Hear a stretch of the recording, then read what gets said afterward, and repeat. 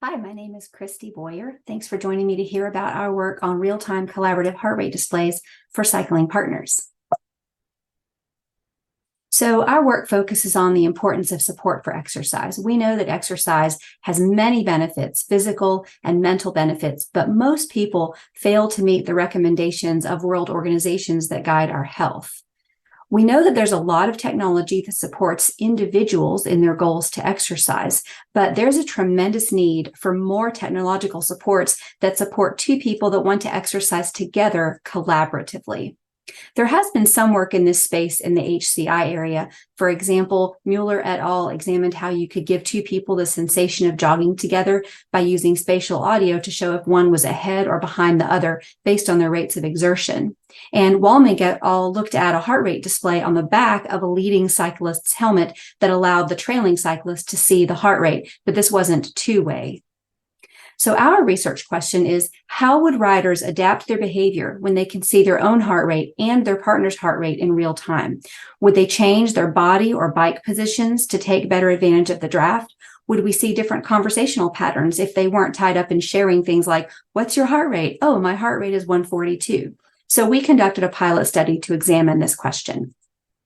We built an app where users could view their own and their partner's heart rate as beats per minute, or they could also view them as relative percents of each other's maximum, because each person's heart rate is an individual measure and you can't necessarily compare two raw heart rates. We had participants go through a first 10-minute interval in which they only had access to their own heart rate. And then in the second interval, we turned on our prototype app and they had access to their own and their partner's heart rate. We collected data during these rides, audio-visual recordings of the rides, and post-ride interviews. So here's a couple of glances at two of the cases just to illustrate the point. There's more covered in the paper. So this is case one, which was P1, a participant, and R1, who was one of the researchers. That one actually happens to be me.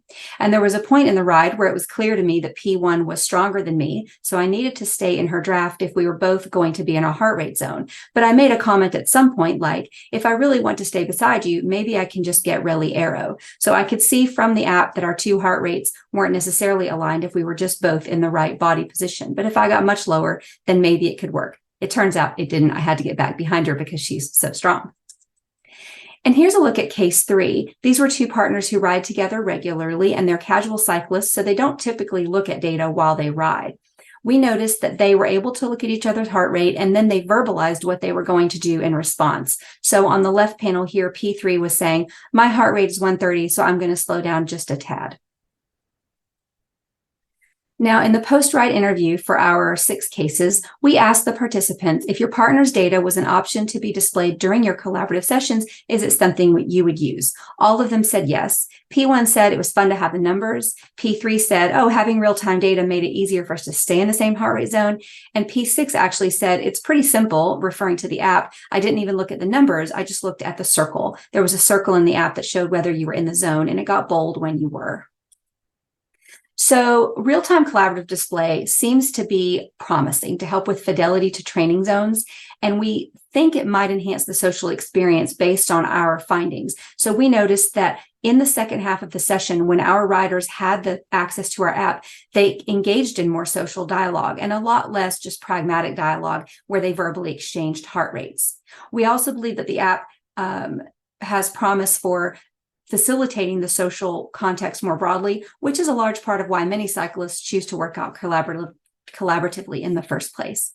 We think there's a lot of promising areas for future work, but a few of them definitely need to include other display hardware. Ours was built on mobile phones, including other sports, even beyond cycling, and really investigating the underlying connections that people make between heart rates and collaborative behavior. So thank you so much for joining me, and there are many more details in our paper, but I appreciate you having a look at this quick overview.